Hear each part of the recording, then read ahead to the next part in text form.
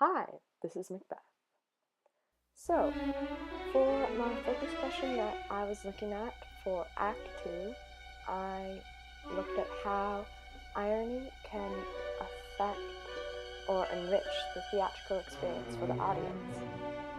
So, Shakespeare uses a lot of dramatic irony, and I decided to emphasize that in my version of the play through the use of vegetables being the cast members, which really reflected um, the inner soul within the the character, such as like here we have Banquo, who is consistently throughout the play a very heroic character.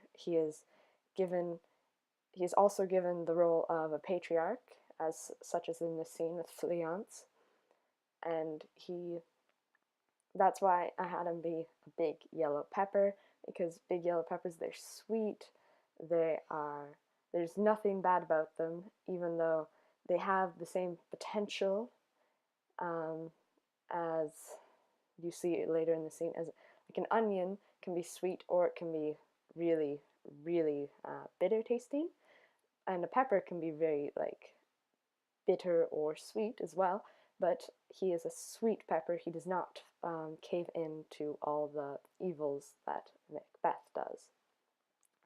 And there we have Macbeth right there, who is a onion, and a red onion, in fact, not a very sweet onion. And this shows how he has lots of layers, and he's not necessarily showing who he is, the bitter parts, to his friends. He is showing the flaky stuff, the superficial, and he's a little bit ragged because he has inner conflict going on. Fleance off to the side there is a small tomato because he's pretty insignificant as a character, but he has a presence.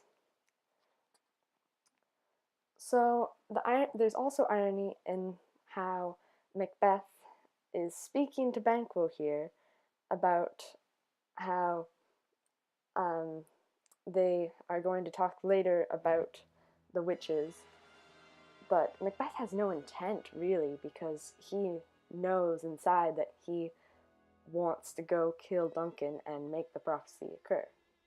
So that's a bit of situational irony. The vegetables, going back to that, we have the broccoli leaving right there. All the servants are depicted as broccoli because they all come from the same tree. They're all very similar. That you can just break another one off if you lose one. So that seemed like a natural connection to make. As well, we have some situational irony when Banquo is holding out his sword and he asks who was there at the beginning of the scene, because he what ends up happening is that Macbeth says a friend, which is not exactly a certainty, let's say, because Macbeth knows that a threat um, to his reign or to his claim to the throne would be Banquo, according to the prophecy. So we also have a bit of irony in how um, Macbeth is the how he goes about things. He is being very secretive, hiding it from everyone but the audience. So this leads to later dramatic irony, because the audience always knows that he does not truly mean that he loves the king, or maybe he does love the king, but he has an internal struggle and he kills the king right here. And it's also very obvious that this irony can help show the theme of ambition and the theme of fate, the theme of a hero falling from grace, even, because um, you you don't normally see people just displaying their ambition without there being a little bit of loss of character to them. They, in this case, Macbeth, he becomes a dynamic character, and he falls from grace, obviously, and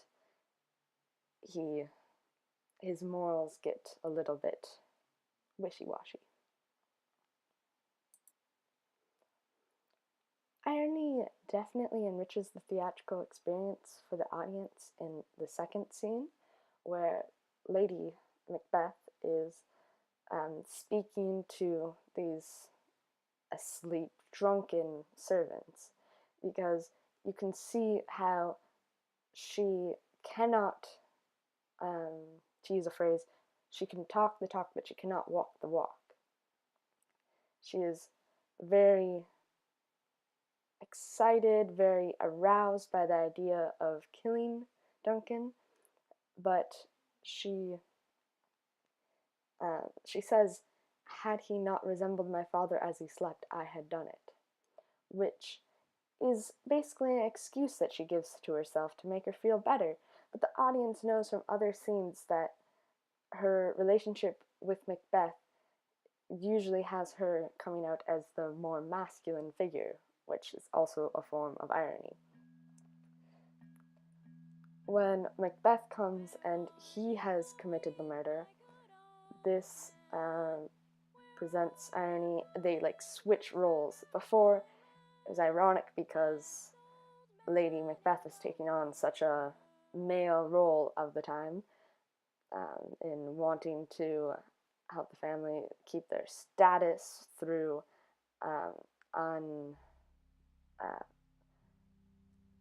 through not very beauteous ways. Or yeah.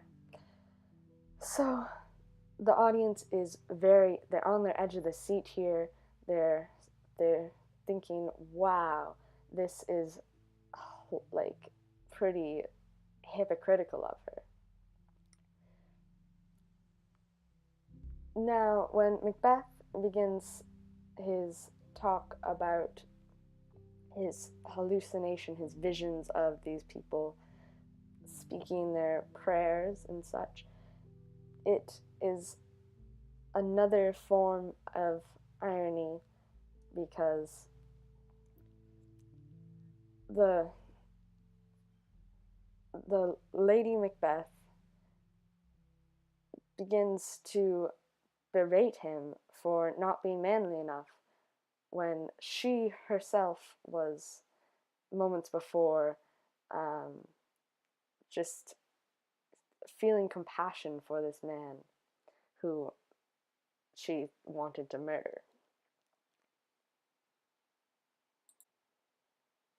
Irony is also presented in this scene when Macbeth, the onion right on the left, he mentions Glamis has murdered sleep, and therefore Cotter shall sleep no more. Here he's saying that his visions told him this, but it is ironic because it was almost foretold. It was foreshadowed when he received the title of Cawdor, this glorious title, and in return he murders the king. So he's not recognizing that irony right there. For the audience, this is pretty funny, almost, in a way. It's an emotional roller coaster here, and that keeps them interested. Here, he when he speaks of his title and how he will not get any rest now that he has killed Duncan, the audience is like, well, you should have seen that coming. like, you got the title of a traitor, and you gave in to the evil. So yeah, I presented that through how he is, in this scene he's actually a little bit more stately than he was before. Less of the peel is ripped off, to show that he is trying to embrace his future as like novelty, but the blood and the grime that's in his wiry hair does not present that.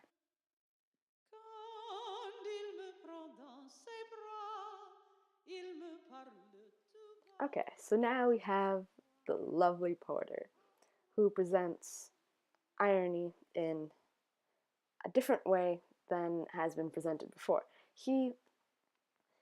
The tone of this is very mystical, dark, dangerous. He's pretending to be the porter at that gate of hell, or he makes references to like murder and death in very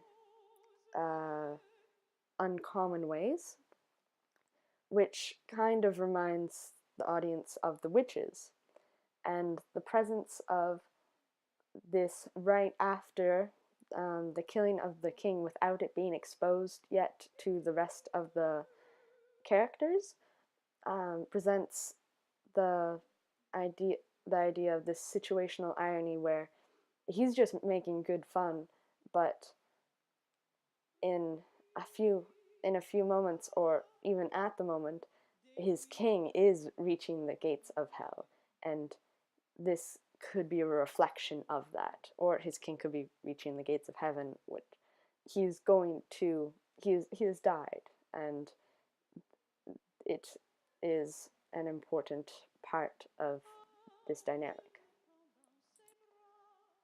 In this scene, I made two different choices to convey the irony, which is very strong.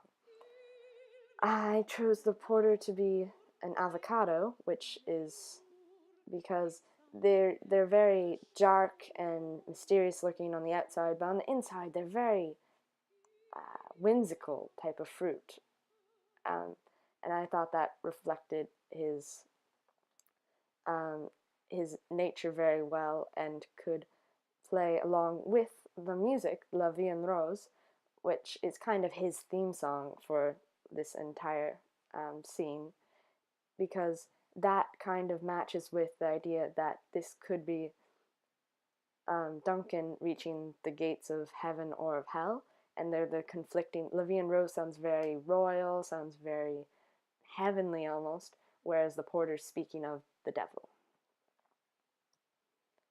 Here I used the fruit and vegetables once again to depict the inner characters, because in the script of Macbeth, they seem to really be secretive. There's always this secretive atmosphere where everyone's hiding within themselves who they are. They're telling like only this person. They have like character relationships which play upon that discuss their inner characters. But see, we have Lennox being the orange, because he hasn't given much character yet in this scene. He's just kind of a good lord, very loyal to the king, and here I thought an orange would fit because he is like an orange has one peel, and it shows that so far he's only been given one layer. He's only been given that, like, the sweet loyalty to the king, and oranges are very sweet. Macduff, who just walked off stage to go check on the king, is an apple because apples are known for being hardy. They're known for being good, like an apple a day keeps the doctor away, which reflects Macduff's inner character. Here, Lennox is mentioning asks Onion, "Will the king go today?" And the way Macbeth says, "Yes, he does," is a verbal irony because Macbeth knows that he means that it's that he's gonna die. He has died. He has been murdered, and that will be found out. But Lennox thinks he means that the king will just ride away on his horses. I presented that little bit of verbal and situational irony through the way Macbeth inflicts his words. He says, "Yes, he does," which shows the audience, which gives the audience a little bit of a laugh because they know what's coming, but Lennox just takes it as a serious answer.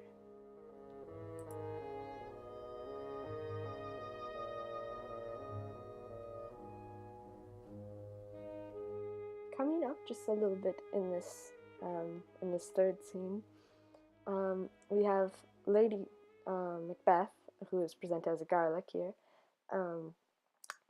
ask Macduff, "What's going on? Like, why are the alarm bells ringing?" And Macduff says, "Oh, gentle lady, 'tis not for you to hear what I can speak," because she is a woman, and he thinks that to say the king has died would be a cruel thing. She would weep and stuff like that. But the truth is, she was part of the murder plot. So there's a little bit of situational irony and dramatic irony because the audience knows that Lady Macbeth couldn't go through with it. So she is taking on that more traditional role as a woman. I presented Lady Macbeth to contrast her two sides. She has the many layers, just like onion, but she has a little bit more. She's a smaller presence, and she has the bow. And the bow is very important, not only just to signify gender, but to signify that she is becoming a little bit less of her masculine, very rah self. This is not what the audience expected, so they expected her to be the driving force behind Macbeth's ambition, but the theme of ambition takes its own train, and Macbeth is just like, "Hey, I'm gonna start killing people off." Now we're finally introduced to Donalbain and Malcolm. Donalbain and Malcolm are two very static characters for the present time. Malcolm gets a little bit more characterization later, but Donalbain remains very just flat. So here we have the two brothers. They're depicted by a zucchini and a cucumber. This was chosen because zucchinis and cucumbers are very similar. There isn't much difference here. But cucumbers and zucchinis, their layers are so thin, their peel, and that's to show that both, not so much Donalbain, but Malcolm kind of reflects it. He kind of takes on most of the character for both of them, and they both don't really. They're both very genuine to their people. Here is an odd. This is they're being secretive. They're being brotherly. That's why they look similar. But there's also the irony in that they probably keep the least amount of secrets here, because I mean of the more major characters. So that's reflected in their very thin peel. They are noble through and through. They are trying to make the right decisions to protect their kingdom. Irony definitely enriches the theatrical experience for the audience in this section of the scene, because we have the major characters getting together, and Banquo is giving this lovely speech about how they are all under the grace of God and they're going to figure out who has committed this murder. But they're all keeping secrets from each other at this moment. Ross and Lennox less so. They will further on in the play, but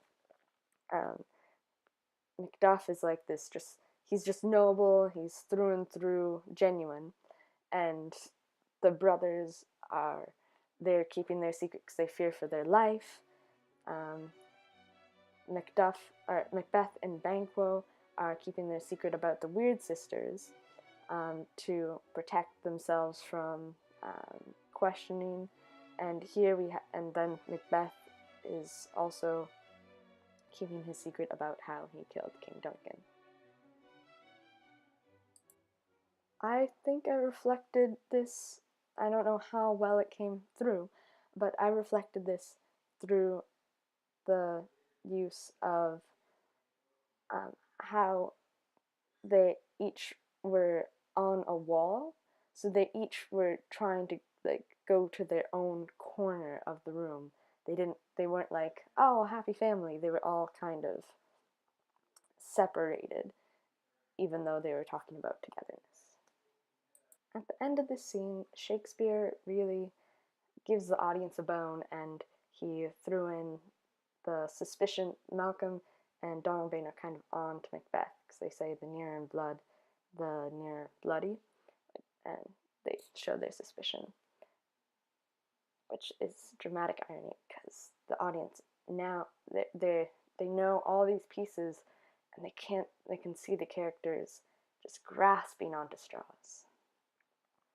So in this scene, we have Ross speaking with an old man, and they kind of allude to the fact of how the lords are all turning against each other. They use a little metaphor of horses eating each other. I chose to reflect the irony of how they are hiding this from the others, and showing that, well, the old man isn't necessarily hiding it from anyone. He just appears for this one scene and then goes away. That's why I chose like the wizened old carrot, because it can be peeled, but it's not necessary for eating, and like he just kind of hangs out. And then the banana has like a very thick peel, showing that um, Ross is getting his characterization here and is hiding his true self.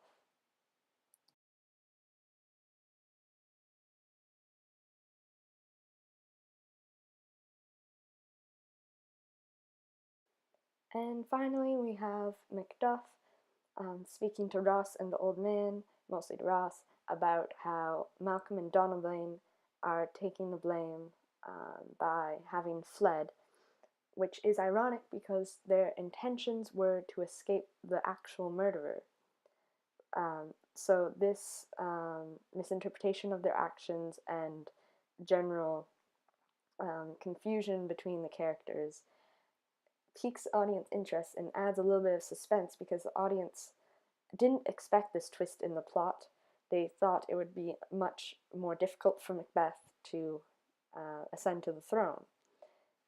In conclusion, I think throughout Act 2, Shakespeare's use of irony definitely enriched the audience's theatrical experience, especially through the exchanges and the constant use of dramatic irony, which I really tried to reflect through my use of vegetables as my cast.